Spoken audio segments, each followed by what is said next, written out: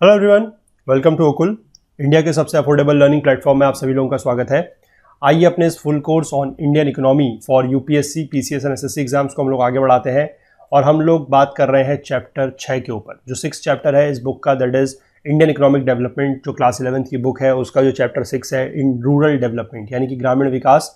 इसको हम लोगों ने स्टार्ट किया है 2 पार्ट पहले और आज हम इसके तीसरे पार्ट पे बात करने वाले हैं और मोस्ट प्रोबेबली आज ये चैप्टर जो है हमारा कंप्लीट हो जाएगा। ठीक है, अभी तक हमने ये बात की है कि रूरल डेवलपमेंट क्या है, इसकी ज़रूरत क्यों है और किस तरीके से हमने बात की है पिछले पार्ट में कि रूरल डेवलपमेंट में जो एग्रीकल्चर के ऊपर ज़्यादा डिपेंडेंस है लोगों की, उसको थोड़ा सा कम करने की ज़रूरत है और एक ऑल्टरनेटिव एम्प्लॉयमेंट अपॉर्चुनिटीज़ या आप कह सकते हैं कि वैकल्पिक रोजगार के जो माध्यम है जो या फिर वैकल्पिक रोजगार के जो अवसर हैं उनको तलाशने की ज़रूरत है ताकि जो रूरल पीपल हैं उनकी भी डेवलपमेंट हो पाए और रूरल डेवलपमेंट अगर जब होगा तभी जाके पूरे के पूरे देश का विकास या डेवलपमेंट हो सकता है। ठीक है, तो आज इसी में थोड़ा सा बातें हमने और करनी है, तो हम स्टार्ट करेंगे चैप्टर को। उससे पहले आप सभी लोगों से मैं फिर से रिक्वेस्ट करूंगा कि जो लोग इस कोर्स को फॉलो कर रहे हैं, जिनको वीडियो सीरीज पसंद आ रही है, प्लीज ज़्यादा से ज़्यादा लाइक करें, ज़्यादा से ज़्यादा शेयर करें, कम से कम 10 लोगों तक चीज़ों को ज़रूर शेयर करें। और कल के पार्ट में मैंने आप लोगों से एक सवाल पूछा था ऑपरेशन फ्लड को लेकर, उसका जवाब भी अभी तक मुझे आप लोगों ने नहीं दिया है,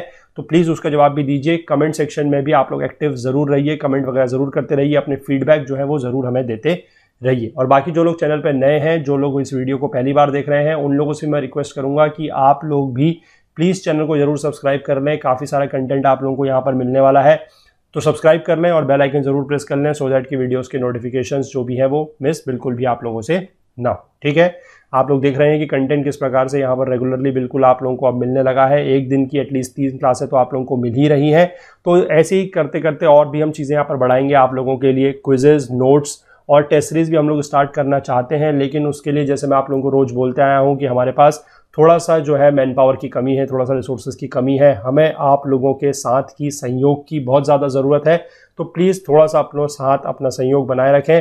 QR कोड के जरिए आप लोग यहाँ पर पेमेंट कर सकते हैं, स्कैन एंड पे का ऑप्शन दिया गया है। बाकी अगर किसी को UPI ID की अगर ज़रूरत है तो okul@axis बैंक वो भी यहाँ पर दिया हुआ है। और बाकी अगर कोई इंटरनेट बैंकिंग के माध्यम से या क्रेडिट कार्ड, डेबिट कार्ड के माध्यम से अगर पेमेंट करने के इच्छुक हैं तो उनके लिए भी नीचे डिस्क्रिप्शन बॉक्स में लिंक दिया हुआ है। थोड़ा सा आप इस मिशन में हमारा साथ दीजिए, तो इसका फ़ायदा आप लोगों को भी मिलेगा और भी सारे लोगों को इसका फ़ायदा जो है वो मिलेगा। और कल से जैसे मैंने बताया था कि कल संडे का दिन है, तो कल आप लोगों के लिए ऐसा कोई वीडियो नहीं रहेगा, कोई लाइव सेशन नहीं रहेगा, लेकिन उसके बदले हम आप लोगों को कुछ क्विजेस वगैरह अपनी वेबसाइट पे देंगे। आप लोग वहाँ पर जाइएगा और वेबसाइट के थ्रू क्विजेस को अटेम्प्ट कीजिएगा। ठीक है, और ये चीज़ अगर आप लोगों को पसंद आएगी, अगर आप लोगों को लगेगा कि क्विजेज अच्छे हैं और फ़ायदा आप लोगों को हो रहा है, तो अभी हम इसको वीकली बेसिस पे स्टार्ट कर रहे हैं, फिर हो सकता है कि हम इसको धीमे धीमे इसकी फ्रीक्वेंसी को बढ़ाएं और इसको डेली बेसिस पे भी लेके आएँ। तो आप लोग क्वेश्चन जरूर अटेम्प्ट कीजिएगा, क्विजेज जरूर अटेम्प्ट कीजिएगा कल के दिन में, और वहाँ पर बताइएगा कि आप लोगों को पसंद आ रही हैं चीज़ें या नहीं आ रही हैं। ठीक है, चलिए। और बाकी आप लोगों से एक सवाल हम ये काफ़ी दिनों से पूछ ही रहे हैं, लेकिन इस पर भी ज़्यादा रिस्पॉन्स नहीं आ रहा है, तो थोड़ा सा इस पर भी अपना रिस्पॉन्स दीजिए। ठीक है, कि ओकुल आप लोगों की किस तरीके से मदद कर रहा है। 50 से 100 शब्दों में एक राइटअप अपनी एक पासपोर्ट साइज फोटोग्राफ के साथ या फिर कोई भी एक डिसेंट सी फोटोग्राफ के साथ अपनी ईमेल आईडी जो है हमारी, दैट इज okul.cu@gmail.com पर इसको सेंड कर दीजिए। बहुत जल्द हमारी जो वेबसाइट पर टेस्टिमोनियल सेक्शन हम लोग डेवलप कर रहे हैं, वहाँ पर हम इस सेक्शन को फीचर करेंगे। आपका राइटअप आपकी फ़ोटो के साथ वहाँ पर दिखाई देगा। उससे क्या फ़ायदा है कि लोगों को, एक तो आपकी मतलब लोगों तक आप पहुँच पाएंगे क्योंकि आप एक तरीके से इंटरनेट पर आ जाएंगे, और दूसरी चीज़ ये है कि लोगों को भी ये फ़ायदा होगा कि जो लोग जेन्युइन कंटेंट की तलाश में हैं, जिन लोगों को अच्छा कंटेंट चाहिए, जेन्युइन हेल्प की ज़रूरत है, उन लोगों को भी अगर वेबसाइट पे आते हैं तो उनको भी पता लगेगा कि ओकुल किस तरीके से लोगों की मदद जो है वो इस एजुकेशन के क्षेत्र में कर रहा है। ठीक है, चलिए स्टार्ट करते हैं आज का पार्ट, चलते हैं बुक की तरफ। देखिए, पिछले पार्ट में हम लोगों ने कंप्लीट कर लिया था एनिमल हस्बेंड्री तक। हमने देखा था कि इंडिया में कैटल वगैरह की कंडीशन क्या है, कि कैटल बहुत ज़्यादा है, ये सारी बातें हम कर चुके थे। आज हम बात करेंगे फिशरीज को लेकर। ठीक है, फिशरीज जो है दैट इज मत्स्य। The fishing community regards the water body as mother और प्रोवाइडर। सीधी सी बात है, पानी को यानी कि वाटर बॉडी को मदर की तरह रिगार्ड करना ही पड़ेगा, क्योंकि फिशरीज जो है वो मदर है, पानी उसका जो है वो मदर है, क्योंकि वहीं से वो चीज़ निकल के आनी है। The water bodies consisting of sea, oceans, rivers, lakes, natural aquatic ponds, streams, etc. are therefore an integral and life-giving sources for the fishing community. ठीक है, फिशिंग कम्युनिटी जो है, जो मत्स्य समुदाय है, ठीक है, उसके लिए बेसिकली ये जो वाटर बॉडीज हैं, जैसे कि सी है, ओशियन है, रिवर है, लेक्स है, नेचुरल एक्वेटिक पॉन्ड्स, स्ट्रीम्स, ये सारे के सारे इसका इंटीग्रल पार्ट है और एक लाइफ गिविंग सोर्स है, क्योंकि यहीं से फिशिंग वगैरह होनी है और इसी के जरिए ये लोग इसकी कमाई करेंगे। India, after progressive increase in the budgetary allocations and introduction of new technologies in fisheries and aquaculture, the development of fisheries has come a long way. तो काफी टाइम पहले से क्या होने लगा है कि जिस तरीके से इसका बजट जो फिशरीज वगैरह में है, इसका बजट बढ़ने लगा है और नई टेक्नोलॉजी का इसमें इंट्रोडक्शन हुआ है, तो इसकी वजह से क्या है कि जो फिशरीज है या फिर जो एक्वाकल्चर है, एक्वाकल्चर मैंने आपको बताया था कि जो एक्वेटिक प्लांट्स एंड स्पीशीज जो उगाए जाते हैं, दैट इज योर एक्वाकल्चर। तो इससे क्या हुआ है कि जो फिशरीज में डेवलपमेंट हुआ है, जो विकास हुआ है, वो काफी आगे हम उसमें आ गए हैं। Presently fish production from inland sources contributes about 65% of the total value of fish production and the balance 35% comes from the marine sector, that is seas and oceans. ठीक है, इनलैंड का मतलब है जो हमारी रिवर्स वगैरह है, जो लेक्स वगैरह है, वहां से। ठीक है, 65% कुल का जो 65% है टोटल का, वो इनलैंड से आता है और बाकी जो 35% है यानी कि 35% है वो सीज एंड ओशियन से आता है। ठीक है, आज की डेट में अगर हम जीडीपी सेक्टर में जीडीपी में अगर इस सेक्टर का कंट्रीब्यूशन की बात कर लें तो फिश प्रोडक्शन जो है वो 0.9% यानी कि 0.9% जीडीपी का टोटल जो है वो फिशरी सेक्टर से आता है। इंडिया की अगर हम बात कर लें तो वेस्ट बंगाल, आंध्र प्रदेश, केरला, गुजरात, महाराष्ट्र और तमिलनाडु जो है ये मेजर फिश प्रोड्यूसिंग स्टेट्स हैं। ठीक है, आप देख सकते हैं सारे के सारे कोस्टल रीजन्स हैं क्योंकि यहीं पर फिशरीज होगी ज्यादा। ठीक है, वैसे तो खैर इनलैंड में भी है, लेकिन यहां पर आप देख सकते हैं कि जैसे वेस्ट बंगाल है, आंध्र प्रदेश है, केरला है, गुजरात है, महाराष्ट्र है, तमिलनाडु है, ये सारे के सारे कोस्टल रीजन्स है। ठीक है, a large share of fish worker families are poor, जो आपके मछुआरे होते हैं, ठीक है, जो मछुआरों का जो परिवार होता है वो ज्यादातर क्या होता है, गरीब होता है। क्यों होता है? क्योंकि रैम्पेंट अंडर एम्प्लॉयमेंट, इनके पास जो है एम्प्लॉयमेंट या रोजगार जो है वो कम होता है। ठीक है, पर्याप्त एम्प्लॉयमेंट नहीं होता है। लो पर कैपिटा अर्निंग्स, जो इनकी प्रति व्यक्ति आय होती है, जो प्रति व्यक्ति कमाई होती है वो कम होती है। Absence of mobility of labour to other sectors, other sectors में इनका भी जो लेबर है वो अदर सेक्टर्स में नहीं जाता है। जैसे हम कल बात कर रहे थे कि जो एग्रीकल्चरल सेक्टर के लेबर हैं, जो एग्रीकल्चरल लेबर्स हैं, वो भी जनरली क्या है कि लैंड के ऊपर बहुत ज्यादा प्रेशर बनाए हुए हैं, तो जरूरत है कि वहां से वो भी कोई ऑल्टरनेटिव सोर्स अपना जो है वो लाइवलीहुड का ढूंढे। ठीक है, तो सिमिलरली इसका भी यही है कि जो इसका मोबिलिटी ऑफ लेबर है वो अदर सेक्टर्स की तरफ को नहीं है। And a high rate of illiteracy, की साक्षरता भी नहीं है। ठीक है, लोग इसमें ज्यादा साक्षर नहीं है। एंड इंडेप्टनेस, इंडेप्टनेस का मतलब है कर्जदारी, इसकी वजह से भी कुछ प्रॉब्लम्स है जो फिशिंग कम्युनिटी आज की डेट में फेस कर रही है।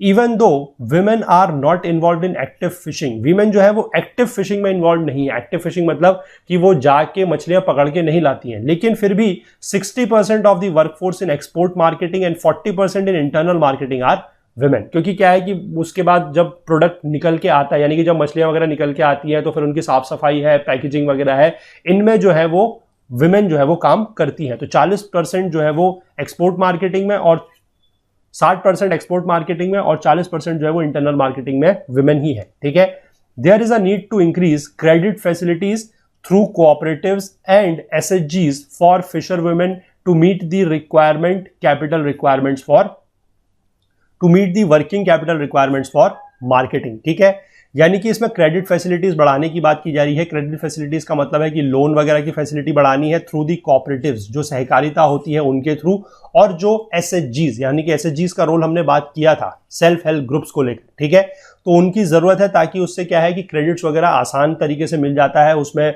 जो आपका लोन वगैरह का रेट है, जो इंटरेस्ट रेट वगैरह है, वो काफी कम होता है। तो उससे क्या है कि फायदा होगा इनको वर्किंग कैपिटल को जुटाने में। ठीक है, आगे देख लीजिए, हॉर्टिकल्चर के बारे में बात की गई है। फिशरी को हम समझ गए क्या है। हॉर्टिकल्चर में देखिए क्या है कि blessed with the varying climate and soil conditions, India has adopted growing of diverse horticultural crops such as fruits, vegetables, tuber crops, flowers, medicinal and aromatic plants, spices and plantation crops. ठीक है, India में हमें पता है कि climate कैसा है, climate भी बहुत ज्यादा वेरी करता है और जो सॉइल कंडीशंस है वो भी बहुत ज्यादा अलग अलग है। अलग अलग जगह पे अलग अलग प्रकार की मिट्टी जो है, सॉइल है। इसलिए इंडिया में क्या है कि जो हॉर्टिकल्चरल क्रॉप्स है वो बहुत ज्यादा डाइवर्स है, यानी कि विविध है, अलग अलग प्रकार की हैं। जैसे कि फ्रूट्स भी आपको पता है कि इंडिया में बहुत सारे फ्रूट्स होते हैं, वेजिटेबल्स भी बहुत सारी हैं। ट्यूबर क्रॉप्स बेसिकली वो होती हैं जिनमें फूड स्टोर होता है, जैसे कि आप कह सकते हैं पोटैटो वगैरह, दे आर ट्यूबर क्रॉप्स। ठीक है, फ्लावर्स भी बहुत सारे होते हैं, मेडिसिनल प्लांट्स हैं, एरोमेटिक प्लांट्स हैं, स्पाइसेस भी इंडिया में काफी सारे होते हैं और प्लांटेशन क्रॉप्स भी इंडिया में काफी सारी होती हैं, ठीक है। और ये सारा का सारा क्यों है? Because of the large variation in climate and soil conditions, ठीक है। These crops play a vital role in providing food and nutrition besides addressing employment concerns। तो ये फायदा क्या है कि ये जो सारी की सारी हॉर्टिकल्चरल क्रॉप्स है ये दो फायदे देती हैं। पहला तो अब ये क्रॉप्स हैं तो ये फूड एंड न्यूट्रिशनल वैल्यू तो देंगी ही देंगी, और दूसरा साथ के साथ ये एम्प्लॉयमेंट कंसर्न्स यानी कि जो बेरोजगारी का जो मुद्दा है या जो रोजगार को लेकर जो कंसर्न है उसको भी एड्रेस करती है, क्योंकि इससे क्या होगा कि ज्यादा से ज्यादा लोगों को रोजगार मिलेगा, ठीक है। Horticultural sector contributes nearly 1/3 of the value of agricultural output and 6% of GDP of India। तो देखिए बहुत ज्यादा है, फिशरी से आप इसको कंपेयर करें तो बहुत ज्यादा है। फिशरी सिर्फ 0.9% था जीडीपी का और यह है जीडीपी का 6%। और जो टोटल एग्रीकल्चरल आउटपुट है उसका 1/3 यानी कि 1/3 जो है वो हॉर्टिकल्चरल प्रोडक्ट ही है।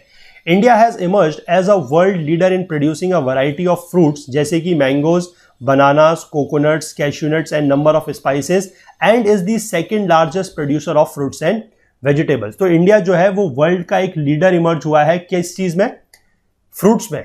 कौन कौन से फ्रूट्स हैं यहाँ पर जो ज्यादा होते हैं? दैट इज आम है, केला है और आपका कोकोनट है यानी कि नारियल है, और आपका कैश्यू नट काजू है, और नंबर ऑफ स्पाइसेस भी इंडिया में बहुत ज्यादा होते हैं। और इंडिया जो है वो सेकेंड लार्जेस्ट प्रोड्यूसर है किसका? फ्रूट्स एंड वेजिटेबल्स का, ठीक है।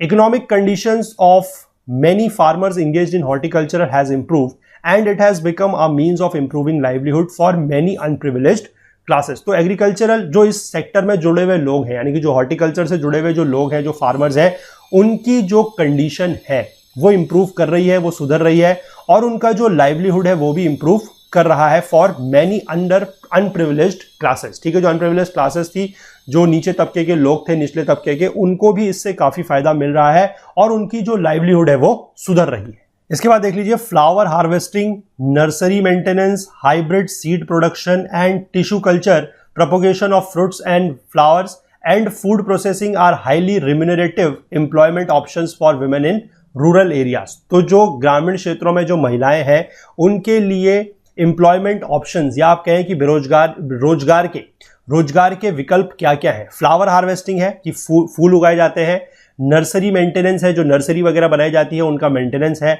हाइब्रिड सीड प्रोडक्शन की जो हाइब्रिड सीड्स होते हैं उनका प्रोडक्शन है, टिश्यू कल्चर है, और propagation of fruits and flowers है, और फूड प्रोसेसिंग है। ये सारे के सारे काफी रिम्यूनरेटिव एम्प्लॉयमेंट ऑप्शंस हैं for women in the rural areas, ठीक है। रिम्यूनरेटिव का मतलब है कि इससे काफी सारा अच्छा जो है वो पैसा इन लोगों को मिल जाता है।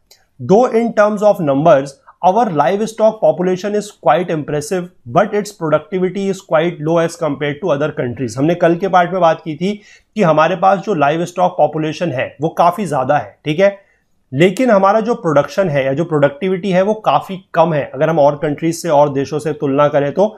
It requires improved technology and promotion of good breeds of animals to enhance productivity। तो हमें जरूरत किन चीजों की है अगर हमें प्रोडक्टिविटी को सुधारना है? तो पहला तो इंप्रूव टेक्नोलॉजी की, और दूसरा आप कह सकते हैं प्रमोशन ऑफ गुड ब्रीड्स, यानी कि जो प्रजातियां हैं वो अच्छी होनी चाहिए एनिमल्स की, ताकि क्या हो कि जो प्रोडक्टिविटी है वो बढ़ सके, इनहेंस हो सके, ठीक है।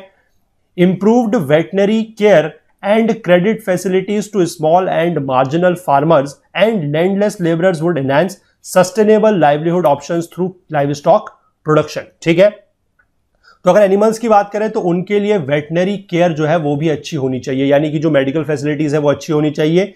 और बाकी अगर हम स्मॉल फार्मर्स, मार्जिनल फार्मर्स या लैंडलेस लेबरर्स की बात करें तो उनके लिए क्रेडिट फैसिलिटीज, फिर से वही बात है, credit facilities is the biggest आप कहेंगे कि कमोडिटी है जो रिक्वायर्ड है इन द रूरल एरियाज या फिर फॉर रूरल डेवलपमेंट, क्योंकि वहां पर जो लोग हैं, ज्यादातर जो लोग हैं वो मैं कहूंगा कि अंडर प्रिविलेज्ड है या अंडर एम्प्लॉयड है, जिनके पास बहुत ज्यादा पैसा नहीं है। अगर कोई भी चीज वो करना चाहते भी हैं तो उनको क्रेडिट की जरूरत है। तो सबसे बड़ा जो रोल है रूरल डेवलपमेंट करने के लिए या रूरल एरियाज को डेवलप करने के लिए वो है बेटर क्रेडिट फैसिलिटीज। जितनी बेटर क्रेडिट फैसिलिटीज वहां पर होगी, जितने कम लोन में या जितने कम सिक्योरिटी के बदले उन लोगों को पैसा वगैरह दिया जाएगा, उनको खर्च करने का तरीका बताया जाएगा। एक हमने वर्ड पढ़ा था पिछली बार में, थ्रिफ्ट, कि किफायत से खर्च करना है और जो पैसा है वो डेवलपमेंटल एक्टिविटीज में लगाना है ज्यादा, ना कि उसको कंजम्पशन में यूज करना है। तो अगर ये सारी चीजें उनको सिखाई जाए, इस चीज की ट्रेनिंग अगर जो ग्रामीण लोग हैं उनको दिया जाए, तो रूरल डेवलपमेंट इंडिया में काफी अच्छे तरीके से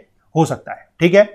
production of fisheries has already increased substantially. जो फिशरीज प्रोडक्शन है वो काफी बढ़ गया है, लेकिन अगर क्रेडिट फैसिलिटीज वगैरह हम देंगे तो उससे क्या है कि लाइव स्टॉक प्रोडक्शन में भी काफी इंप्रूवमेंट होगा और लोगों का जो लाइवलीहुड है, जो आजीविका है, वो सस्टेनेबल एक प्रकार से हो पाएगी। ठीक है। However, problems related to overfishing and pollution needs to be regulated and controlled. ठीक है। ओवर फिशिंग भी नहीं होनी चाहिए, क्योंकि उससे क्या है कि एक्वेटिक लाइफ, जो मरीन लाइफ है, वो डिस्टर्ब होती है, और ज्यादा अगर पॉल्यूशन होगा, खासकर स्पेशली अगर हम बात करें वाटर बॉडीज में, तो वो अच्छा नहीं है। Welfare programmes for the fishing community have to be reoriented in a manner which can provide long term gains and sustenance of livelihood. जो वेलफेयर प्रोग्राम्स है, यानी कि जो कल्याण के कार्यक्रम है फॉर द फिशिंग कम्युनिटी, जो हमारा फिशिंग समुदाय है उसके लिए, उसको इस तरीके से रीओरिएंट करना पड़ेगा ताकि वो लॉन्ग टर्म गेन्स, यानी कि लंबे समय तक फायदा दे सके और लाइवलीहुड को सस्टेन करवा सके। ठीक है।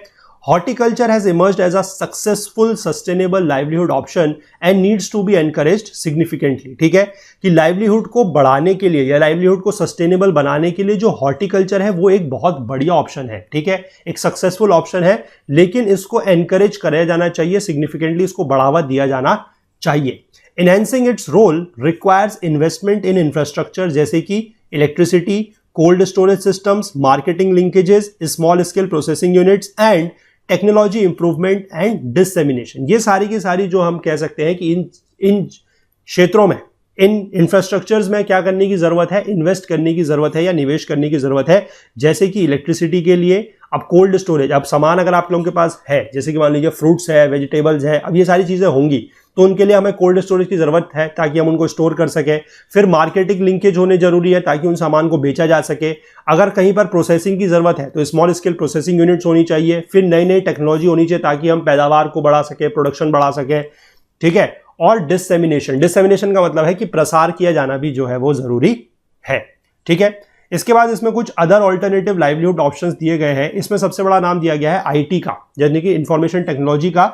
The IT has revolutionised many sectors in the Indian economy, ये हमें पता है। There is broad consensus that IT can play a crucial role in achieving sustainable development and food security in the 21st century। तो ये इस बात पे एक राय है, एक मत है कि जो IT है वो एक क्रिटिकल रोल प्ले कर सकती है, एक इंपॉर्टेंट रोल प्ले कर सकती है, किसमें, towards the achievement of sustainable development and food security. जो खाद्य सुरक्षा है उसको लेकर भी वो 21वीं सदी में एक अच्छा रोल प्ले कर सकती है, एक इंपॉर्टेंट रोल प्ले कर सकती है। Governments can predict areas of food insecurity and vulnerability using appropriate information and software tools so that actions can be taken to prevent or reduce the likelihood of an emergency। तो IT का use basically किस तरीके से किया जाएगा कि सरकार क्या है कि ऐसे एरियाज का या ऐसे क्षेत्रों का पता लगा ले जहां पर फूड पर्याप्त नहीं है, जहां पर फूड इनसिक्योरिटी है, जहां पर वल्नरेबिलिटी ज्यादा है। ठीक है, इंफॉर्मेशन का यूज करके, सॉफ्टवेयर्स का यूज करके ये चीज पता लगा ले, और क्या है कि समय रहते वहां पर एक्शन लिए जा सके ताकि आपातकाल की स्थिति वहां पर पैदा ना हो पाए, यानी कि इमरजेंसी की स्थिति पैदा हो उससे पहले ही इन चीजों की मदद से, जो सॉफ्टवेयर्स हैं, जो इंफॉर्मेशन हैं, उनकी मदद से बेसिकली पता लगा लिया जाए कि कहां पर फूड इनसिक्योरिटी वगैरह है या वल्नरेबिलिटी कहां पर ज्यादा है, और पर्याप्त एक्शन जो है वो समय से पहले ले लिया जाए। ठीक है, आगे देखिए, it also has a positive impact on the agriculture sector as it can disseminate information regarding emerging technologies and its applications, prices, weather and soil conditions for growing different crops etc। तो basically IT जो है वो सिर्फ सरकार के लिए ही फायदेमंद नहीं है, वो फार्मर्स के लिए या एग्रीकल्चर सेक्टर्स के लिए भी फायदेमंद है। कैसे? क्योंकि उसमें अगर कोई नई टेक्नोलॉजी आ रही है तो उसके बारे में लोगों को बताया जा सकता है, उसका एप्लीकेशन क्या होगा उसको बताया जा सकता है, प्राइजेस वगैरह क्या चल रहे हैं मार्केट में क्रॉप्स के, ये बताया जा सकता है। ठीक है, इससे क्या होगा कि जो हमने पिछले पार्ट में बात की थी कि फार्मर्स से उनकी जो क्रॉप्स वगैरह होती थी वो कम पैसों में ले ली जाती थी। ठीक है, तो वो उनका फायदा उन लोगों को मिलेगा कि वो इस तरीके से उनको, मतलब वो अज्ञानता में नहीं रहेंगे। ठीक है, वो प्राइजेस का अभाव उनको नहीं रहेगा, उनको पता रहेगा कि प्राइजेस वगैरह क्या चल रहे हैं। फिर वेदर के बारे में उनको बताया जा सकता है, सॉइल की कंडीशन के बारे में उनको बताया जा सकता है। ठीक है। अभी आपने पीछे एक बात की थी जिसमें मतलब हम लोगों ने पीछे हमने तो खैर बात नहीं की थी, मतलब सरकार में एक चीज हुई थी, गवर्नमेंट ने एक स्कीम लाई थी, that was soil health card. ठीक है, सॉइल कंडीशंस वगैरह बताने के लिए सॉइल हेल्थ कार्ड की एक स्कीम वगैरह लाई गई थी। ठीक है, तो ये सारी चीजें हैं फॉर ग्रोइंग डिफरेंट क्रॉप्स की अलग अलग, क्योंकि हमें पता है कि अलग अलग प्रकार की जो क्रॉप्स है वो अलग अलग सॉइल में हो सकती है। ठीक है, तो इसलिए अगर सॉइल कंडीशन के बारे में पता रहेगा तो अलग अलग क्रॉप्स को उगाया जा सकता है।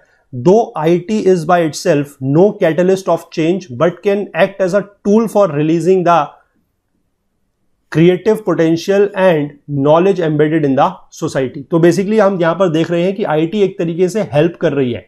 IT खुद कोई चेंज नहीं लेके आ रही है, ठीक है, चाहे वो गवर्नमेंट के एंड पे हो चाहे फिर वो फार्मर या एग्रीकल्चर सेक्टर के एंड पे हो।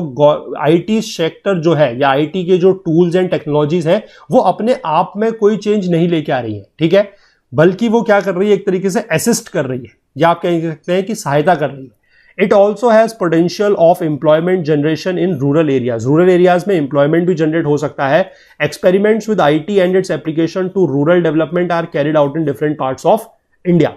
ठीक है, कि जो इंफॉर्मेशन टेक्नोलॉजी है और जो इसके एप्लीकेशंस है उनके साथ एक्सपेरिमेंट्स रूरल एरियाज में किस तरीके से काम कर रहा है, किस तरीके से काम नहीं कर रहा है, ये इंडिया के बहुत सारे क्षेत्रों में किया जा रहा है। ठीक है, इसके बाद हम बात कर लेते हैं sustainable development and organic farming को लेकर। In recent years awareness of harmful effect of chemical based fertilisers and pesticides on our health is on rise. ठीक है, ये चीजें पहले से भी पता थी, लेकिन पिछले कुछ समय से ये जो जानकारियां हैं या जो इस तरह की खबरें हैं वो काफी ज्यादा लोगों के बीच में जो जागरूकता है वो काफी ज्यादा बढ़ गई है कि जो केमिकल बेस्ड फर्टिलाइजर्स हैं और जो पेस्टिसाइड्स हैं यानी कि जो केमिकल बेस्ड उर्वरक है और कीटनाशक है उनका हमारे सेहत पे किस तरीके से बुरा प्रभाव पड़ता है, दुष्प्रभाव पड़ता है, इसको लेकर जो जानकारी है, जो जागरूकता है वो लोगों के बीच में बढ़ रही है। Conventional agriculture relies heavily on chemical fertilizers and toxic pesticides etc. which enter the food supply, penetrate the water source, harm the livestock, deplete the soil and devastate natural ecosystems। तो जो conventional agriculture है जो कि आपके chemical fertilizers के ऊपर और toxic जो हमारे पेस्टिसाइड्स है उनके ऊपर काफी ज्यादा हेविली रिलाई करता है, ठीक है, उनके भरोसे चलता है, तो ये हमारे फूड सप्लाई में या फूड चेन में एंटर कर जाता है। फूड चेन, फूड वेब का कंसेप्ट आप लोगों को पता होगा कि किस तरीके से ये फूड वेब में या फूड चेन में एंटर करता है और उसके बाद फिर ये डिग्रेड नहीं करता, ये मतलब एक स्पीशीज से दूसरे स्पीशीज में ट्रांसफर होता जाता है, तो इसलिए काफी प्रॉब्लम का केस है। ठीक है, इसके बाद ये वाटर सोर्सेज में भी पहुंच जाता है, इसी तरीके से ये लाइव स्टॉक को भी प्रॉब्लम क्रिएट करता है, सॉइल में भी डिप्लीशन आता है इससे, और ये जो नेचुरल इकोसिस्टम है वहां पर भी ये प्रॉब्लम्स क्रिएट करता है। ठीक है, efforts in evolving technologies which are eco friendly are essential for sustainable development and one such technology which is eco friendly is organic farming. ठीक है, हमें बेसिकली इस तरीके की टेक्नोलॉजीज को इवॉल्व करने की जरूरत है जो इको फ्रेंडली हो, यानी कि आप कह सकते हैं इकोलॉजी फ्रेंडली हो या एनवायरमेंट फ्रेंडली हो। ठीक है, सस्टेनेबल डेवलपमेंट के लिए इस तरीके की टेक्नोलॉजीज का होना बहुत जरूरी है, क्योंकि अदरवाइज क्या होगा कि हम डेवलपमेंट तो कर रहे हैं। अच्छा, आप लोगों को सस्टेनेबल डेवलपमेंट का मीनिंग पता है या नहीं, आई डोंट नो, बट पता होना चाहिए। जिन लोगों को नहीं पता उनके लिए मैं बता देता हूं। सस्टेनेबल डेवलपमेंट का मतलब यह है कि डेवलपमेंट तो हो रहा है, डेवलपमेंट का मतलब आप लोगों को पता है कि कुछ चीज बेटर हो रही है, दैट इज डेवलपमेंट। सस्टेनेबल का मतलब है कि वो लंबे समय तक चल रहा है। ठीक है, सस्टेनेबल डेवलपमेंट का मतलब यही होता है कि हम डेवलपमेंट आज की डेट पे तो कर रहे हैं, लेकिन हम रिसोर्सेज का यूज इस तरीके से करें या संसाधनों का इस्तेमाल इस तरीके से करें ताकि आने वाली जो जनरेशन है उसको भी उसका फायदा मिल सके, उस डेवलपमेंट का फायदा जो है वो मिल सके। ऐसा ना हो कि हम रिसोर्सेज को इतने बुरे तरीके से यूटिलाइज कर लें कि हमारा तो फायदा हो जाए लेकिन आने वाली जनरेशन के पास कुछ भी चीज ना बचे। That is basically a kind of development जो किया जाता है सिर्फ अपने लिए नहीं बल्कि आने वाली जनरेशन को ध्यान में रखते हुए भी, that is known as sustainable development. ठीक है, तो इसलिए इको फ्रेंडली होना बहुत जरूरी है, क्योंकि अगर आप एनवायरमेंट फ्रेंडली या इको फ्रेंडली नहीं होंगे तो आप एनवायरमेंट को नुकसान पहुंचा रहे हैं जो कि आने वाली जनरेशन के लिए बहुत ज्यादा घातक साबित होगा। ठीक है, तो इस तरीके की जो एक टेक्नोलॉजी है that is organic farming. Organic farming में बेसिकली क्या है कि जो ये टॉक्सिक पेस्टिसाइड्स और जो केमिकल फर्टिलाइजर्स हैं इनका यूज नहीं होता है। ठीक है, और हाइब्रिड वैरायटी के जो सीड्स वगैरह हैं वो भी इसमें यूज नहीं किए जाते। ठीक है, in short organic agriculture is a whole system of farming that restores, maintains and enhances the ecological balance। इससे क्या होगा कि जो इकोलॉजिकल बैलेंस अगर खराब हुआ है तो वो रिस्टोर होगा, मेंटेन रहेगा और इनहेंस करेगा, यानी कि बढ़ेगा। There is an increasing demand for organically grown food to enhance food safety throughout the world. आज की डेट में जो ऑर्गेनिक फूड है उसकी डिमांड काफी ज्यादा बढ़ रही है। इसके फायदे क्या क्या है देखिए, organic agriculture offers a means to substitute costlier agricultural inputs, जैसे कि HYV seeds, high yielding variety की जो सीड्स हैं वो इसमें यूज नहीं होती हैं। केमिकल फर्टिलाइजर्स, पेस्टिसाइड्स वगैरह इसमें यूज नहीं होते हैं, और इनको रिप्लेस कर लिया जाता है किससे, with locally produced organic inputs that are cheaper and thereby generate good returns on investment. ठीक है, अभी आप यहां पर देखिए, इस चीज को थोड़ा सा ध्यान दीजिएगा। यहां पर यह लिखा गया है कि जो इसके इनपुट्स हैं वो कैसे हैं, चीप है। ठीक है, इस पॉइंट को ध्यान रखिएगा, अभी मैं आगे इसको लेकर एक बात करूंगा आपसे। आगे देख लीजिए, organic agriculture also generates income through exports as demand for organically grown crops is on a rise. ठीक है, तो इससे क्या है कि हम सिर्फ मतलब एनवायरमेंट का फायदा तो कर ही रहे हैं, लेकिन हम इसका कह सकते हैं कि इससे इकोनॉमी में भी फायदा होगा। किस तरीके से, क्योंकि ऑर्गेनिक फूड या ऑर्गेनिक प्रोडक्ट्स की जो मांग है, जो डिमांड है, वो काफी ज्यादा है, not only in the country, not only with in the country, लेकिन ऑल ओवर द वर्ल्ड। तो हम उसको एक्सपोर्ट कर सकते हैं, और एक्सपोर्ट करने से क्या होता है हमें पता ही है कि हमारे पास क्या आता है, फॉरेन एक्सचेंज। ठीक है, Studies across countries have shown that organically grown food has more nutritional value than chemical farming, thus providing us with healthy foods। तो ये भी इसका एक फायदा है कि जो ऑर्गेनिकली ग्रोन फूड है उसकी न्यूट्रिशनल वैल्यू जो है वो ज्यादा होती है। ठीक है, तो इससे हमें क्या होगा कि हेल्दी फूड मिलेगा। Since organic farming requires more labour input than conventional farming, India will find organic farming an attractive proposition. और बेसिकली ऑर्गेनिक फार्मिंग में एक और चीज है कि इसमें फार्मिंग में लेबर की ज्यादा जरूरत पड़ती है, ये लेबर इंटेंसिव फार्मिंग है। ठीक है, तो लेबर की जरूरत ज्यादा पड़ेगी, तो हमारे देश में तो वैसे भी क्या है कि लोग बहुत ज्यादा हैं और उनको काम करने के पर्याप्त अवसर नहीं है। क्यों नहीं है, क्योंकि हमने बात की है कि प्रेशर लैंड के ऊपर बहुत ज्यादा है। ठीक है, तो ऑर्गेनिक फार्मिंग एक इस तरीके का टेक्निक है कि इसमें लेबर इंटेंसिव ये ज्यादा रहती है, तो इससे फायदा क्या होगा कि एम्प्लॉयमेंट में भी सुधार होगा। Finally, the produce is pesticide free and produced in an environmentally sustainable way। तो पेस्टिसाइड फ्री भी होता है, तो कोई प्रॉब्लम इसमें है नहीं, काफी ज्यादा ये न्यूट्रिशनल इसमें हाई रहता है और हेल्दी ये काफी ज्यादा रहता है। ठीक है, popularising organic farming requires awareness and willingness on the part of farmers to adapt to new technology. ठीक है, अब इसमें क्या है कि देखिए, फार्मर्स को भी अडेप्ट करने के लिए उनमें अवेयरनेस, उनमें जागरूकता फैलानी पड़ेगी, पहली चीज।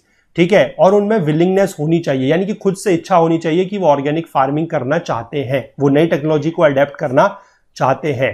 ठीक है, inadequate infrastructure and the problem of marketing the products are major concerns which needs to be addressed apart from an appropriate agricultural policy to promote organic farming। यानी कि एक एग्रीकल्चर पॉलिसी को तो, अप्रोप्रिएट एग्रीकल्चरल पॉलिसी को तो address करना ही है। ठीक है, उसको तो प्रमोट करना ही है, साथ के साथ जो आपके ये चीजें हैं कि मार्केटिंग की प्रॉब्लम नहीं होनी चाहिए। पहली चीज कि अगर फार्मर मान लीजिए राजी हो भी जाता है ऑर्गेनिक फार्मिंग से प्रोडक्ट उगाने के लिए, तो अब वो बिकेगा नहीं। ठीक है, मतलब अगर कम बिकेगा तो फिर प्रॉब्लम क्रिएट हो जाएगी। और दूसरा, उसके लिए उसको इंफ्रास्ट्रक्चर की भी जरूरत है। ठीक है, तो वो सारी की सारी चीजें जब तक अगर उसको मिलेंगी नहीं, तो क्या है कि वो फिर ये टेक्नोलॉजी को यूज करने के लिए तैयार नहीं होगा। It has been observed that the yields from organic farming are less than modern agricultural farming in the initial year। देखिए, अब यहां पर ध्यान रखिएगा, यहां पर जो पॉइंट लिखा गया है कि जो यील्ड है, जो ऑर्गेनिक फार्मिंग से जो यील्ड है, जो पैदावार है, वो मॉडर्न एग्रीकल्चरल फार्मिंग के कंपैरिजन में कम है। ठीक है, Therefore, small and marginal farmers find it difficult to adopt to large scale production। तो जो छोटे तबके के किसान हैं, जो मार्जिनल फार्मर्स हैं, जो स्मॉल फार्मर्स हैं, वो इस टेक्नोलॉजी को यूज करने के लिए तैयार नहीं रहते।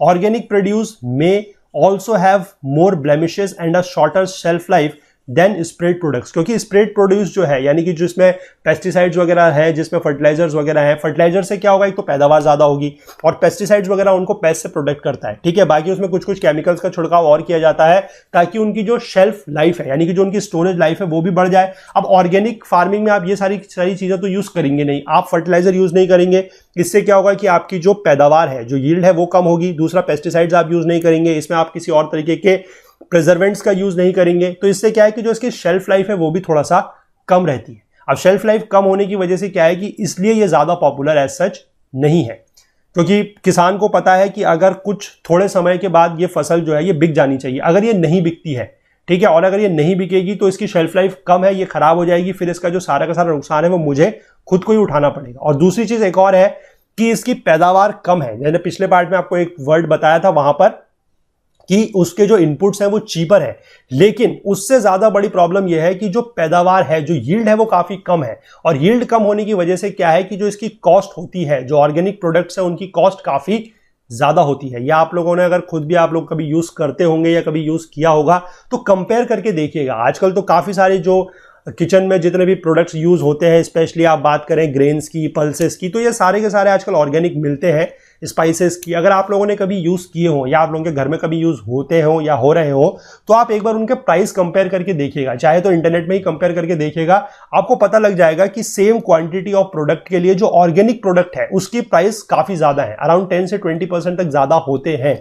और उसके पीछे कारण यही है कि इनका जो यील्ड है वो काफी कम है। ठीक है, यील्ड काफी कम है, जो शेल्फ लाइफ है वो काफी कम है। इन सारी चीजों की वजह से क्या है, एक तरीके से आप कह सकते हैं ये हाईली पेरिशेबल प्रोडक्ट बन जाता है और इस वजह से क्या है कि इनकी जो कॉस्ट है वो बढ़ जाती है। ठीक है, आगे देख लीजिए। Moreover choice in production off season crops is quite limited in organic farming. अब ऑर्गेनिक फार्मिंग में देखिए क्या है कि ऑफ सीजन क्रॉप्स आप नहीं उगा सकते, आपको समय के साथ, आपको सीजन के साथ उसके अकॉर्डिंग ही क्रॉप उगानी पड़ेगी। Nevertheless organic farming helps in sustainable development of agriculture and India has a clear advantage in producing organic products for both domestic and international markets. ठीक है, ऑर्गेनिक फार्मिंग जो है वो एक सस्टेनेबल डेवलपमेंट तो है ही है एग्रीकल्चर का, जो क्योंकि हमने बात करी कि उसमें क्या है कि इको फ्रेंडली है, जो हमारा एनवायरमेंट वगैरह है उसको परेशानी नहीं हो रही है। और इंडिया के पास फायदा है, एडवांटेज है कि वो ऑर्गेनिक प्रोडक्ट्स को उगा सके, वो डोमेस्टिक मार्केट के लिए भी और इंटरनेशनल मार्केट के लिए भी, जहां पर वो उसको एक्सपोर्ट कर पाए। ठीक है, लेकिन यहां पर नीचे एक सवाल दिया गया है कि do you think food and non food items cultivated using organic farming methods will be cheaper. ये मैंने आपको बता दिया, चीपर नहीं होते हैं। ठीक है, चीपर नहीं होते हैं। क्यों नहीं होते हैं? मुख्य कारण है कि एक तो इसकी जो यील्ड है वो कम है, दूसरा यह है कि इनकी शेल्फ लाइफ भी as compare to your sprayed products, यानी कि आप कह सकते हैं जो कन्वेंशनल एग्रीकल्चर से जो प्रोडक्ट उगाए जाते हैं उनके कंपैरिजन में कम होती है। ठीक है, चलिए चैप्टर को कंक्लूड करते हैं। It is clear that until and unless some spectacular changes occur the rural sector might continue to remain backward. यानी कि जब तक कोई बहुत बड़े परिवर्तन नहीं आ जाते हैं तब तक जो हमारा रूरल सेक्टर है या जो ग्रामीण क्षेत्र है वो बैकवर्ड बना रहेगा, वो पिछड़ा हुआ बना रहेगा। There is a greater need today to make rural areas more vibrant through diversification into dairying, poultry, fisheries, vegetables and fruits, and linking up the rural production centers with the urban and foreign export markets to realize higher returns on the investment for the products। तो आज की date में दो चीजों की जरूरत है। पहली चीज तो यह है कि एग्रीकल्चर के ऊपर से, या आप कह सकते हैं कि फार्म सेक्टर के ऊपर से थोड़ा सा लोगों की निर्भरता या डिपेंडेंस जो है उसको कम किया जाए और लोगों को डाइवर्स किया जाए। किस तरफ को?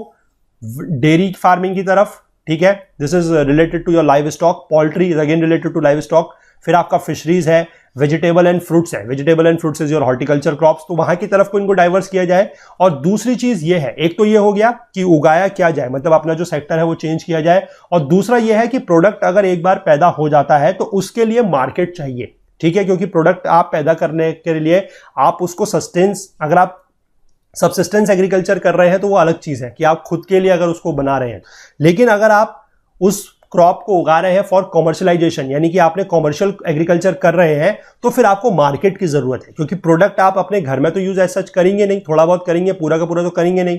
तो मार्केट होनी चाहिए अर्बन सेंटर्स में, और इवन एक्सपोर्ट मार्केट्स भी अगर होगी तो बहुत अच्छा है, ताकि क्या है कि जो इन्वेस्टमेंट किया गया है प्रोडक्ट में उसका हाई रिटर्न मिल सके। ठीक है, moreover infrastructure elements like credit and marketing, farmer friendly agricultural policies, and a constant appraisal and dialogue between farmers groups and state agricultural departments are essential to realize the full potential of the sector। जो rural sector है, जो agricultural sector है, उसका अगर हम बात करें कि फुल पोटेंशियल अगर हमें सेक्टर का रियलाइज करवाना है तो उसके लिए क्या क्या चीज है? एक तो हमें इंफ्रास्ट्रक्चर एलिमेंट जैसे कि क्रेडिट एंड मार्केटिंग की बात मैं कर रहा हूं, क्रेडिट तो बहुत ज्यादा जरूरी है, मार्केटिंग भी बहुत ज्यादा जरूरी है, फार्मर फ्रेंडली एग्रीकल्चरल पॉलिसीज होनी चाहिए, और जो फार्मर ग्रुप्स हैं उनके बीच में और जो एग्रीकल्चरल डिपार्टमेंट्स हैं स्टेट के, उनके बीच में एक कांस्टेंट अप्रेजल एंड डायलॉग जो है वो बातचीत वगैरह होती रहनी चाहिए। और अगर किसान कुछ अच्छा काम कर रहे हैं, कुछ अच्छी टेक्नोलॉजी का अगर यूज कर रहे हैं, तो उनको जो है अप्रेजल भी मिलना चाहिए, तभी जाके इस सेक्टर का फुल पोटेंशियल हम लोग एक्सट्रैक्ट कर पाएंगे। Today we cannot look at the environment and rural development as two distinct subjects. हम ये चीजों को अलग अलग नहीं देख सकते हैं। There is a need to invent और procure alternate sets of eco friendly technologies that lead to sustainable development in different circumstances. ठीक है, तो क्या लिखा गया है यहां पर देखिए कि आज की डेट में हम एनवायरनमेंट को और रूरल डेवलपमेंट को अलग अलग नहीं देख सकते हैं। जरूरत किस चीज की है कि हमें इस प्रकार के एनवायरनमेंट फ्रेंडली टेक्नोलॉजीज को स्टैब्लिश करना है, को इन्वेंट करना है या प्रोक्योर करना है, जिससे सस्टेनेबल डेवलपमेंट हो सके अलग अलग हालात में, डिफरेंट सर्कमस्टेंसेज में। ठीक है, from these each rural community can choose what ever will suit it's purpose. तो अलग अलग हम टेक्नोलॉजी को अगर इन्वेंट करते हैं या प्रोक्योर करते हैं तो उससे जो अलग अलग रूरल कम्युनिटी है वो ये चूज कर सकते हैं कि उनके पर्पस के लिए कौन सा बेस्ट है, ठीक है, या उनकी पर्पस के लिए कौन सा सूट करता है। First of all then we need to learn from and also try out when found out relevant practices from the available set of best practice illustrations. कुछ इस तरीके के बेस्ट प्रैक्टिस इलस्ट्रेशंस होंगे, जैसे मान लीजिए किसी गांव ने कोई टेक्नोलॉजी यूज करी है और उसको बहुत ज्यादा फायदा मिला है, तो वो बाकी सब लोगों के लिए क्या बन जाएगा, एक एग्जाम्पल। तो उस एग्जाम्पल से हम चीजों को समझना है, चीजों को सीखना है और उसके बाद उसको फिर इंप्लीमेंट करना है। ठीक है, यही चीज यहां पर लिखी गई है कि we need to learn from and also try out when found relevant. जब हमें लगता है कि वो रेलिवेंट है तो उसको ट्राई भी करना है।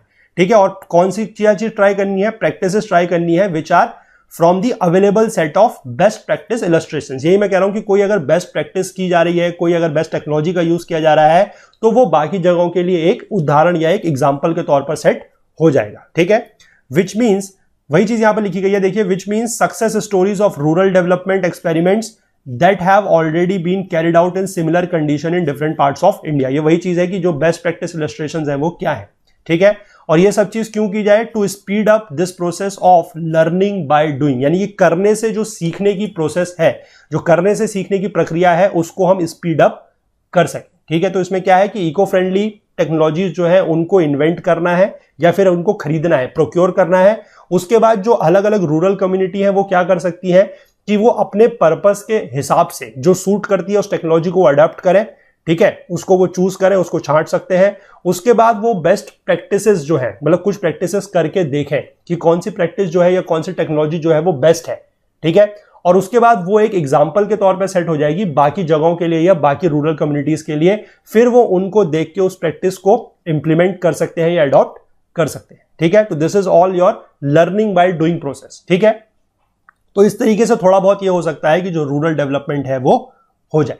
ठीक है, तो आप देख सकते हैं कि किस तरीके से इस बुक के एक एक चैप्टर से हमें काफी होलिस्टिक व्यू मिल रहा है। अब कभी अगर आपसे रूरल डेवलपमेंट के ऊपर कोई सवाल, मैं कहूंगा अगर मेंस में भी लिखने के लिए है, तो आपको सिर्फ ये सारा का सारा चीजें जो है वो फैक्ट्स एंड डेटा के साथ सब्सटेंशिएट करनी है बस। बाकी कोई भी चीज इसमें एक्स्ट्रा आप लोगों को ऐसा ऐड करने की जरूरत नहीं है। आपको प्रॉब्लम्स पता लग गई कि क्या क्या प्रॉब्लम्स हैं, किस तरीके से उनको दूर किया जा सकता है, क्या क्या विकल्प हमारे पास अवेलेबल है, ये सारी चीजें आप यहां से बहुत अच्छे से समझ रहे हैं। इसीलिए ये बुक जो है काफी ज्यादा इंपॉर्टेंट है। लोगों को कभी कभी ये डाउट होता है या इस तरीके का भ्रम जो है वो लोगों के बीच में फैलाया जा रहा है, स्टूडेंट्स एस्पिरेंट्स के बीच में फैलाया जा रहा है कि क्लास 11th की जो बुक है, और खासकर इस बुक की जो बात की जा रही है क्योंकि क्लास 11th में एक ही बुक है, इंडियन इकोनॉमिक डेवलपमेंट, वो यूपीएससी एग्जाम के लिए बिल्कुल भी रेलिवेंट नहीं है। मैं फिर से कह रहा हूं कि प्रीलिम्स में इस बुक से क्वेश्चन आने के चांसेस बहुत कम है, लेकिन मेंस में से क्वेश्चन यहां से जरूर बनेगा और क्वेश्चन बनता है। ठीक है, मैं कोशिश करूंगा कि आपको अगले चैप्टर में या अगले लेक्चर में कुछ क्वेश्चंस में दिखाने की कोशिश करूं जो इस बुक से आप आंसर कर सकते हैं। किसी के पास अगर वो है तो आप वो लोग चेकआउट कीजिएगा। थोड़ा सा मैं प्रीवियस ईयर पेपर्स को सर्च करके आप लोगों के लिए लाने की कोशिश करूंगा। चलिए, तो चैप्टर यहां पर कंप्लीट होता है। आई होप आप लोगों को ये पार्ट पसंद आया होगा। अगर आया है तो प्लीज लाइक कीजिए ज्यादा से ज्यादा, और ज्यादा से ज्यादा लोगों के बीच में ये कंटेंट को आप लोग शेयर कीजिए, लोगों तक पहुंचाइए बातों को। बाकी कमेंट वगैरह जरूर करें, अपने फीडबैक्स वगैरह बताते रहें। किसी को कोई डाउट है, कोई क्वेरी है तो वो भी जरूर पूछें। और बाकी हमसे ज्यादा जुड़ने के लिए हमारा Facebook page, Twitter page, Telegram channel का आप लोग यूज कर सकते हैं। और अगर आप हमसे कोई और बात कहना चाहते हैं या कुछ चीज पूछना चाहते हैं तो उसके लिए हमारी ईमेल आईडी भी आप लोगों के पास है, दैट इज okul.co@gmail.com। ठीक है, बाकी कल के दिन के लिए मैं बता दूं कि कल आप लोग क्विजेज जो है वो अवेलेबल रहेंगे। कल के दिन में आप लोग उनको अटेम्प्ट कीजिएगा। अच्छे क्विजेज रहेंगे, कोशिश की जा रही है कि अच्छा कंटेंट आप लोगों को वहां पर क्विज के माध्यम से भी मिले। और कोशिश ये है कि क्विजेज इस तरीके से हों कि आप लोग जो ये चैप्टर्स वगैरह जो यहाँ पर वीडियोस वगैरह देख रहे हैं, उसका एक तरीके से पूरे के पूरे चैप्टर का आप लोगों का रिविजन उन क्विजेज के माध्यम से हो जाए। ठीक है, तो आप लोग पढ़ाई यहाँ से कीजिए, तो क्विजेज फिर आप उसके बाद अटेम्प्ट कीजिए वीडियोस आप देखने के बाद, और नोट्स भी प्रोवाइड करने की कोशिश हम आप लोगों को बहुत जल्द कर रहे हैं। तो उसके लिए थोड़ा सा हमारा सहयोग कीजिए, थोड़ा सा सपोर्ट कीजिए, कंट्रीब्यूशन वगैरह करते रहिए, तो फिर हो सकता है कि नोट्स वगैरह भी आप लोगों को बहुत जल्द मिल जाए। ठीक है, चलिए मिलते हैं अगले पार्ट में, तब तक के लिए please do take care of yourself. Thank you, have a nice day, bye bye.